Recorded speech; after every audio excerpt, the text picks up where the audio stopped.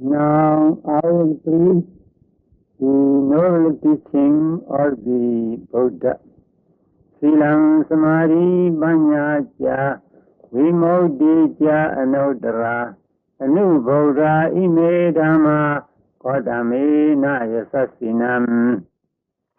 Gautama Buddha, who is a true refuge for all Buddhists, fully practiced and personally experienced, the noblest, the loftiest, and the most dependable dhammas, comprising sila, morality, samadhi, concentration, panya, wisdom, and vimukti, deliverance. When he had thus practiced and discerned all that should be known, he preached the same for 45 years to Vinaya persons, those who can be instructed, so that they may, like himself, be delivered from all sufferings through practice of these dependable dhammas. The Bodhisattva had 4 asankhya aeons and 100,000 world cycles ago, bowed at the feet of Venerable Buddha to become a Sammasambuddha, Supreme Buddha. From that time onwards, the Bodhisattva had fulfilled the paramis, perfections of virtue, needed for Buddhahood, like dana, charity, sila, morality, and so on. 2,562 years ago, according to Western reckoning, in this world cycle, he became the son of King Suddhodana and Queen Maya. The king father gave the name of Sayadaw to his child, the Bodhisattva, at the age of 16. He was married to Yashoda Devi, daughter of King Buddha, and went on enjoying the delights of royalty. When he was 29 years of age, he came to realize the ills of old age, sickness, and death, and renounced the world in order to find out for himself and others the Dhamma that can liberate one from old age, sickness, and death.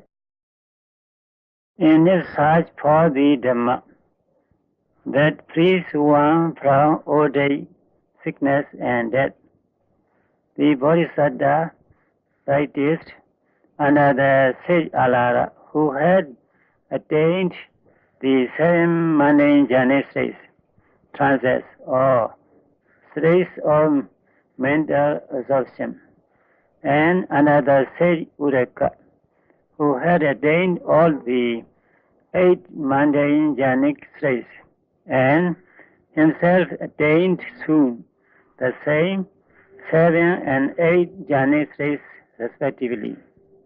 But these jhanic states are incapable of freeing one from old age, disease, and death. They can only take one to the arupa, formless realms of existence and enable one to live for a long time. When the lifespan of 60,000 or 84,000 world cycles is ended, death ensues and takes one back to the human realm, where one is subject to old age, disease, and death, like others. It can also send one to the 4 upaya nether worlds, They are not a noble Dhamma that can release one from old age, disease, and death.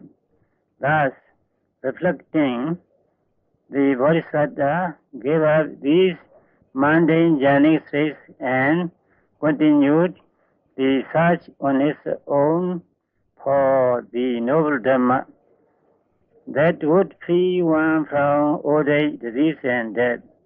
Giving up solid food and living on a handful of boiled bean soup, he continued his search for the noble Dhamma through modification of the body for 6 years.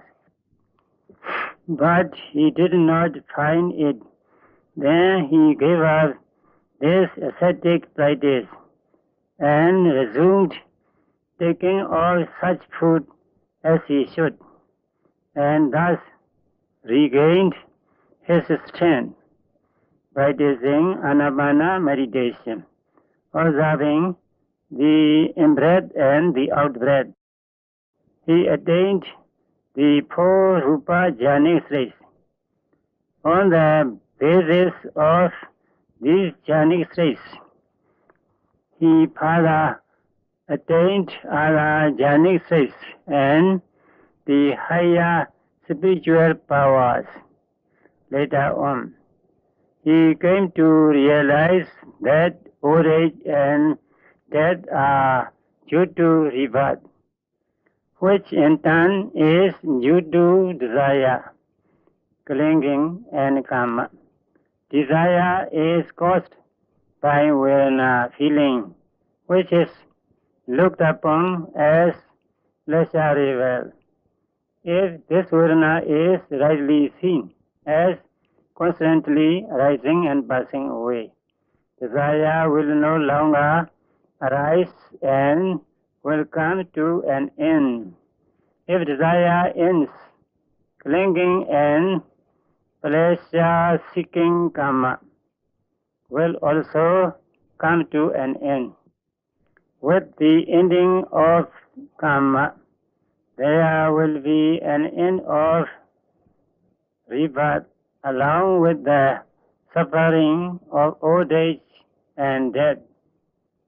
Realizing all these facts, the Bodhisattva meditated on the rising and passing away of the 5 uparana khanas, groups of clinging, so that there may be no occasion for desire to arise.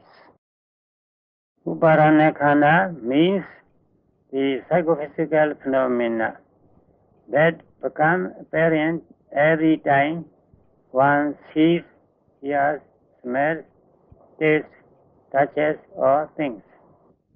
In object of seeing, the eye in which arises seeing becomes apparent.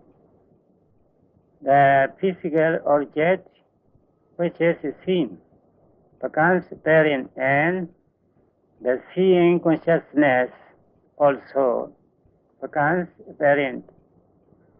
Along with this consciousness, the feeling of pleasure or non-pleasure at the sight also becomes apparent.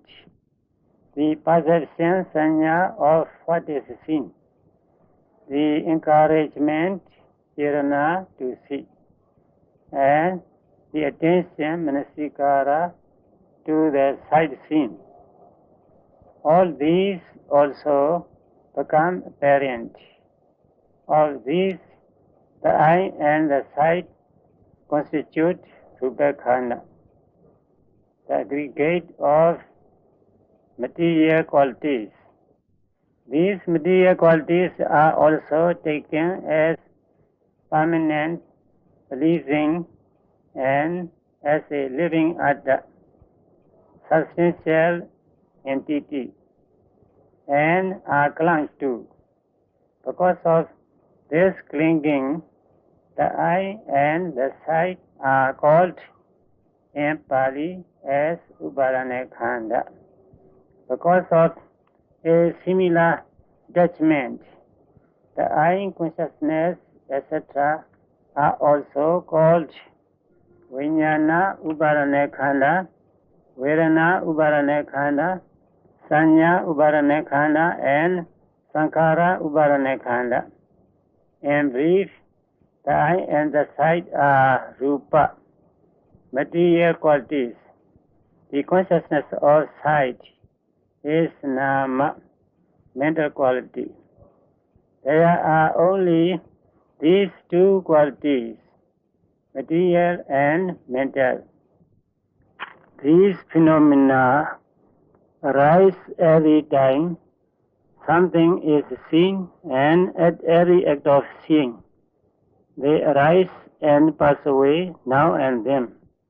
However, if they are not noted at the time of seeing, they will be clung to as a permanent entity.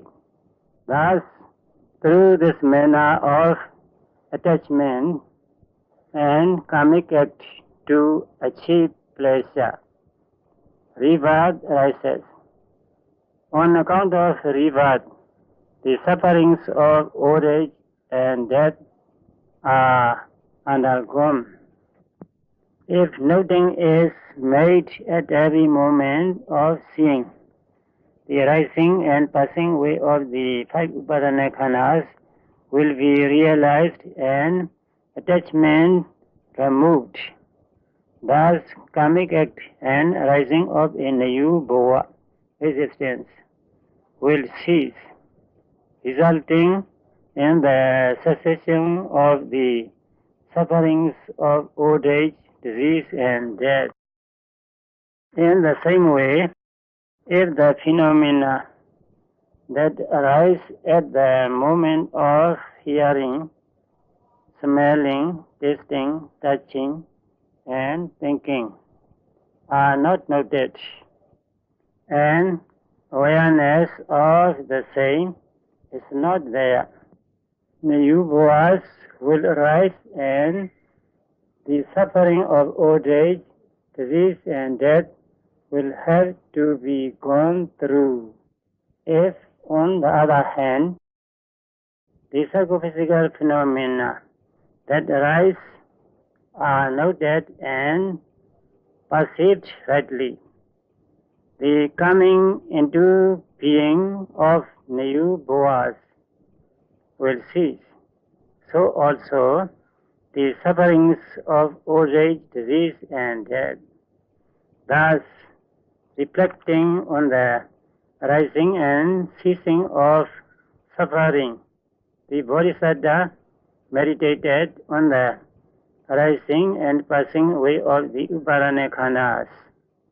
In such meditation, he was soon freed from the bondage of aswakilesa, the impurity of the outflows, and became the omniscient Supreme Buddha.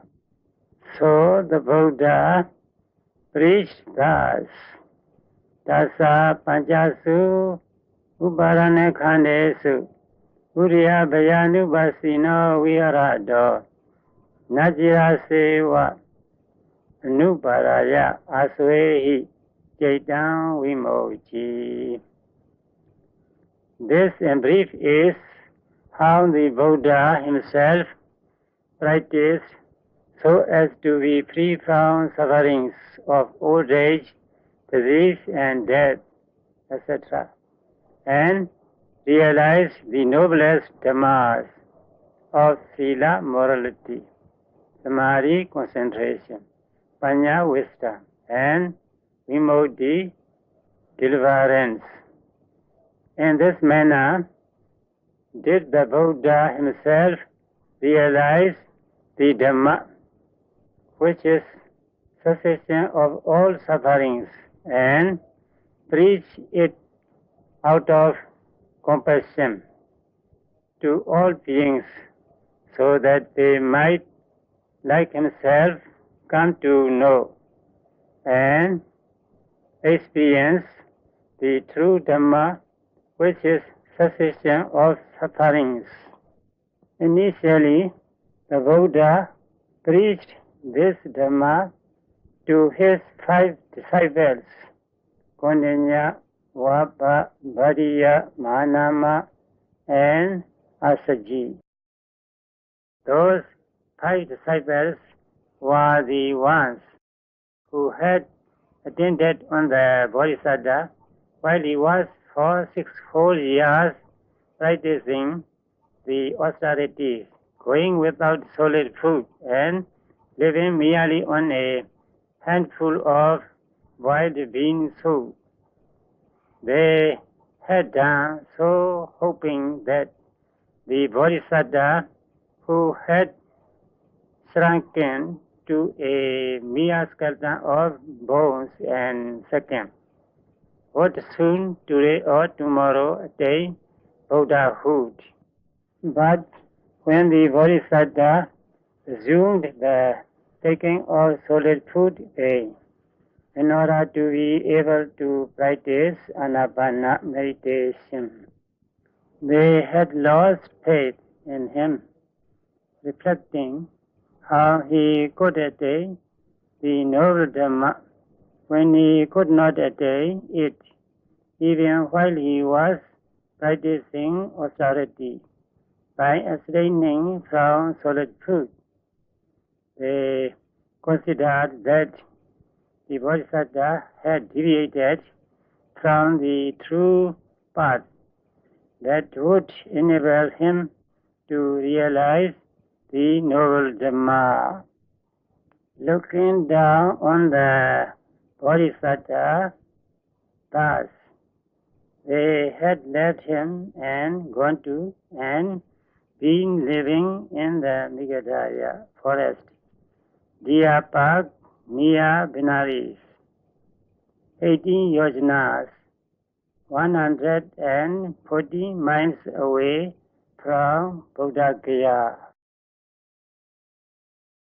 The Buddha went to Meghalaya where they were, and sitting at the place they had prepared, asked them to listen to his teaching. He said to them thus, I have found the noblest Dhamma, that is deathless, and if you practice in accordance with it, you will attain the noblest Dhamma that you seek for. Listen. Thereupon, the 5 disciples responded continuously thus, Friend Gautama, even while you were practicing the austerities by abstaining from solid food, you could not gain the wisdom that is exceptional. How can it be possible that you have gained it now, that you have given up this ascetic practice? The Buddha, out of compassion, repeated thrice his invitation to listen to his teaching. Thrice did they turn it down, whereupon the Buddha admonished and warned them thus, My 5 disciples, it is not that you have met me only now. You had been with me for full 6 years, attending on me, while I was practicing the difficult austerities. Did you then hear me saying that I had gained the exceptional Dhamma? Thereupon, the 5 disciples, believing that it must be so as the Buddha had said, since he had not said then that he had realized the exceptional Dhamma, prepared to listen to the teaching. The Buddha then preached the Dhammacakka Bodhana Sutta, beginning with these words: Dve me bhikkhave anta pavajidena nasevidava. To such preaching of the Buddha, respectful attention should be paid in accordance with the following statement. Buddha so bhagava bodhaya dhammande seti. The meaning is this: after realizing the true Dhamma himself, the Buddha preached it to Vinaya persons, so that they may, like himself, come to realize the true Dhamma. I shall now explain a few passages from the Dhammacakka Bodhana Sutta, the first preaching of the Buddha. From the age of 15 till the age of 29, the Bodhisattva Prince Siddhartha enjoyed the pleasures of the senses, surrounded by his consort Yasodhara Devi and other female companions. Though ordinary people consider these pleasures as delightful, they are neither free from the defiling suffering of greed and anger, nor from the arising of nayubhas existences, accompanied by old age, disease, and death. Thus, in the eyes of wise and foresighted people, there is no satisfaction whatever in the enjoyment of these sensual pleasures. Only that which confers permanent freedom from the samsaric sufferings of old age, disease, and death, and only that which makes for permanent happiness is the loftiest Dhamma. This is evidently true if one ponders properly. Renunciation of the worldly life is to gain such permanent happiness. But this lasting happiness would be complete only if there is freedom from the impurities of greed and anger. That is why the Buddha taught that the monk who had gone forth to free himself from these defilements should not indulge in the vulgar enjoyment of sensual pleasures. This is looked upon as an extreme practice. In conformity with this precept, the Buddha let it be known that he himself had forsaken these sensual pleasures from the age of 29. He also let it be known that his giving up the extreme austerities and taking gain such food as he should was not enjoyment of sensual pleasure, but strengthening of his body so that he could properly engage in anapana, meditation, etc. This fact also deserves respectful acclamation. sustaining himself daily on a mere handful of wild bean soup and practicing self-modification for 6 years without gaining any novel Dhamma. The Bodhisattva realized that it was a fruitless exercise that only brought suffering. He therefore let it be known that he had forsaken it as being not worthwhile. The true middle way was found only after the Bodhisattva had given up these two extremes of sensual pleasure and self-torture. What is this middle way?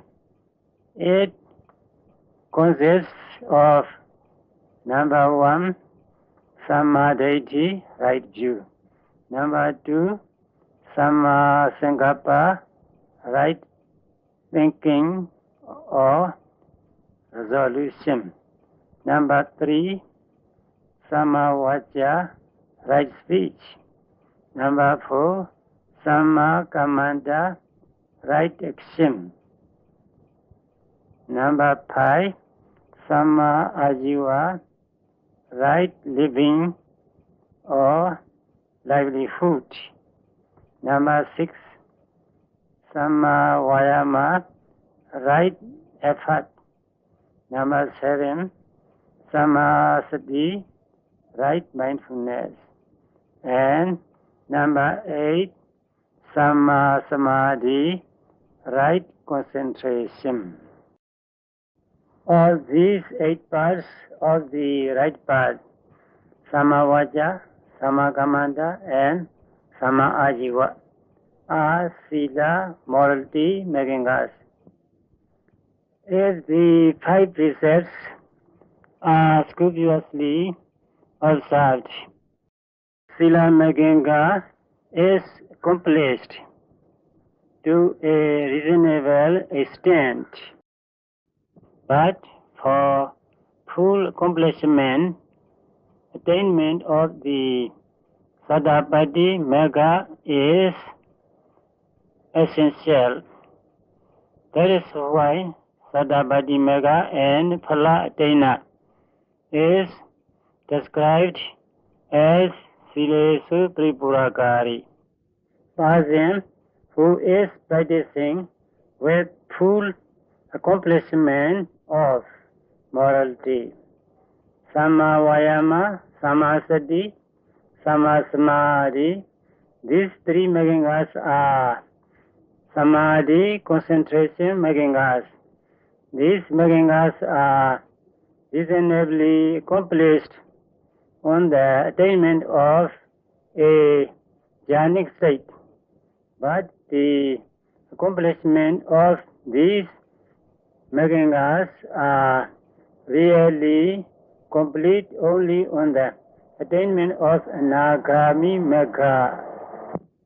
That is why the Anagami Magga and Phala Attaina is described as Samadhi Samay Tripurakari, person who is practicing with full accomplishment of concentration.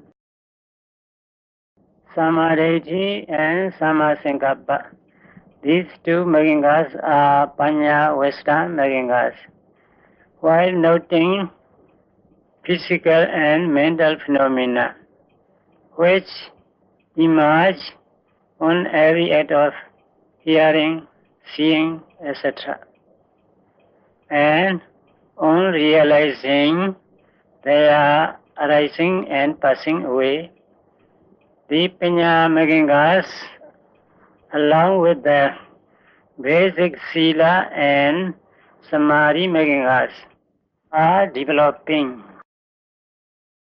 The Bodhisattva was liberated from the aswakilesas, the impure outflows by Radhamega and Pala, and became the Buddha through observing the rising and passing away of the Upadanakhanas, groups of clinging and developing these 8 megangas.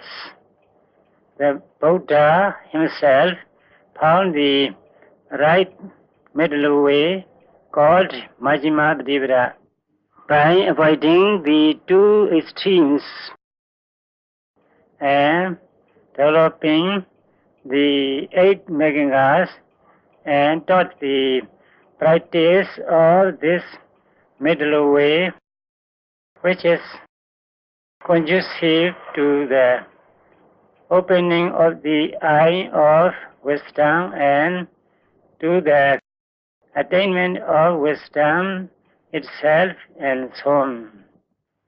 Here, the eye of wisdom means the act of knowing. This act of knowing is figuratively spoken of as the eye of wisdom, because it sees as if with the eye. What kind of knowledge does arise? With every act of seeing, hearing, touching, or knowing, whatever is experienced is only psychophysical phenomena and cause and effect only. It is also personally experienced that there is no permanent atta or self-entity. It is clearly seen with one's own knowledge that there is only an ever-changing flux of non-substantial psychophysical phenomena. These are all matters of personal knowledge and not beliefs held out of deference to one's teachers or blind beliefs accepted out of reverence for the Buddha. That is why the Buddha's teaching is praised as Sandaitika, the Dhamma that can be personally experienced if practiced. These 8 megangas are called the middle way or Majjhima Patipata, which enables extraordinary knowledge and insight knowledge that discerns matters that are difficult to know. It is to extinguish all kilesas, defilements, and to realize Nibbana. That is why the Buddha let it be known that everybody who develops in himself these 8 megangas called the middle way will, like the Buddha, gain extraordinary knowledge and wisdom, resulting in the extinction of all defilements and attain Nibbana. Accepting and bearing in mind this advice and listening to the very first Sammo, Dhammacakka Purana Sutta, preached by the Buddha. Venerable Kondinya was the first human to achieve Sotapannahood, while 180 million Brahmas attained Riya, Magga, Noble Path, and Phala. As for the Devas, innumerable numbers of them achieved this extraordinary Dhamma. I shall now briefly explain these 8 Maggangas called Majjhima Pratipada, or the middle way, so that my listeners may be able to practice and develop them. According to Indian practice, the yogi Palingam Avujjayatava must sit in cross-legged position. This is directed to enable the yogi to sit for long. According to the practice of some parts of the world, one may also sit on a chair and meditate. Ujjung Kayam Vanidaya, the upper part of the body must be kept straight. One must not be bent or slack while seated, lest virya energy be weak or lacking. One should not sit leaning back either. Trimukhan Sattvayi Upadavadawa. The mind should be directed towards the object of meditation. Whether it is kasina, an external object meditation, asura, impurity, or loathsomeness meditation, or anapana, observing the in-breath and the out-breath meditation. The mind should be so directed, that is, towards the object of meditation. Vipassana meditation means observing every phenomenon occurring at the 6 sense doors. In the beginning, however, it would not be possible to observe each and every phenomenon occurring at the 6 sense doors. One should begin with observing the few phenomena that are of a pronounced character. That is why we advise the noting of the rising and falling of the abdomen. In the first instance, direct your attention to the abdomen. You need not observe with the eyes, which should therefore be kept closed. While the abdomen rises, note rising, and while it falls, note falling. This is not to be said verbally. It should only be noted mentally. The name that you utter is immaterial.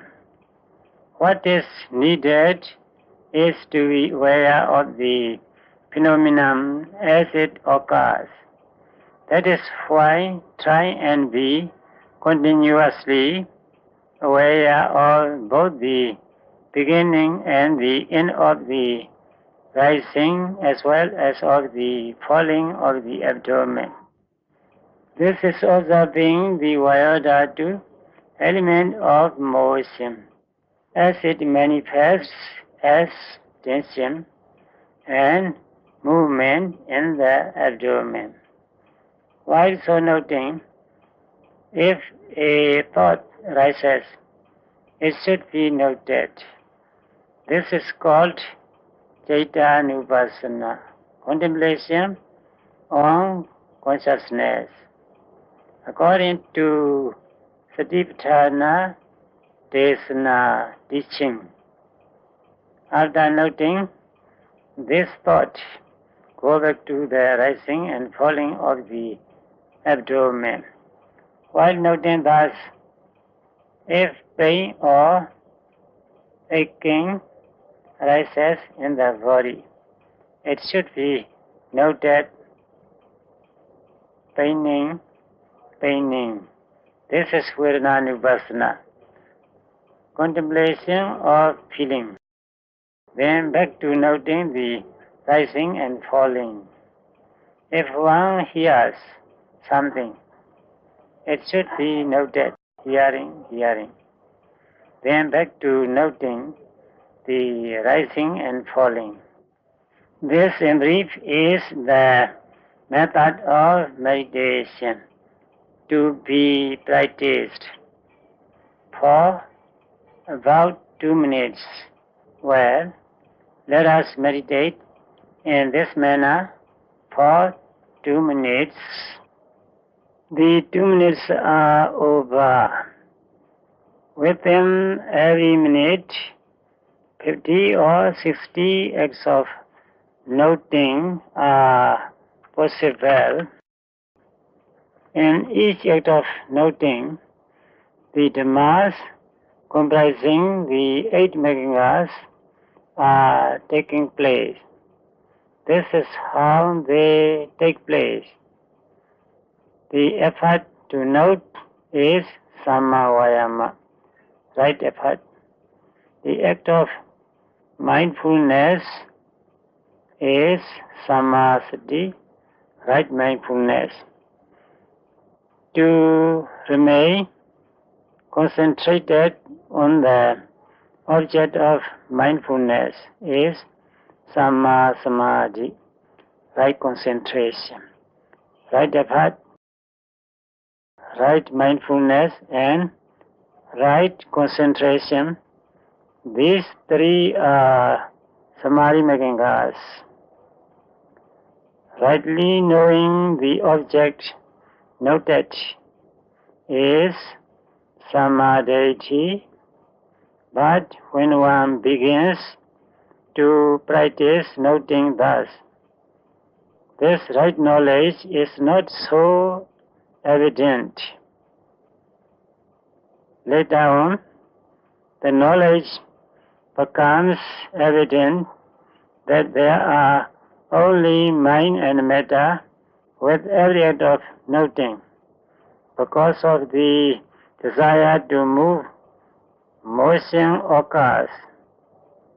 Because there is something to be seen, eye consciousness occurs. Thus, the yogi comes to distinguish between cause and effect. Something rises afresh and instantly passes away. This is also evidently noticed. Thus, observing that there is a constant flux of rising and passing away of phenomena, the yogi realizes that everything is impermanent. After the passing away of old rupas and namas, if new ones fail to arise, that is the moment to die. Thus, death can come about at any moment. How frighteningly miserable life is. It is also realized that everything happens of its own accord, subject to nobody's control, and therefore is anatta, non-self. All these acts of realization are right viewing. Inclining the mind to such viewing is Samma Sankappa. Samadhi and Samma Sankappa, these 2 are Panya, wisdom, Megangas. The three samadhi making us and the two panya making us are described in the commentaries as the five karma making us, which may be stated as the five workers.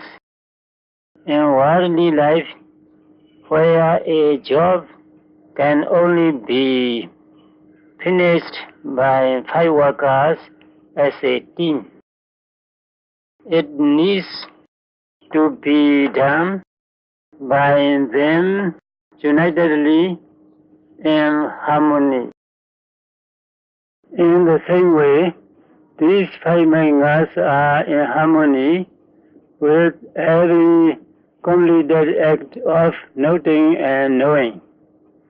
Every time these five mangas gather strength through such harmony or concord, extraordinary Vippassana insight develops. Next, abstaining from unwholesome bodily acts of killing, stealing, illicit sexual conduct, samma kamanda. Abstaining from verbal acts of telling lies, backbiting, abusing, and frivolous talk, samma vaca. Abstaining from unlawful livelihood is samma ajiva. These magingas constitute sila maginga. These magingas are accomplished with the taking and observing of the precepts. So are they with every act of noting in meditation. So are the eight making us developed with every act of noting, with the attainment of Nirvana, getting nearer and nearer in the same way as in walking. Every step brings one nearer and nearer to one's destination. Just as with the last step you arrive at your destination, so also you attain Nirvana with the last act of noting. Therefore, beginning with noting the rising and falling of the abdomen, we are to constantly observe the arising of the psychophysical phenomena as much as we can. With such observation, may you develop extraordinary Vipassana insights, rapidly attaining Ariya Mega Jnana, knowledge of the noble path, Phala Jnana, knowledge of the fruition of the path, and Nibbana. Sadhu, sadhu, sadhu.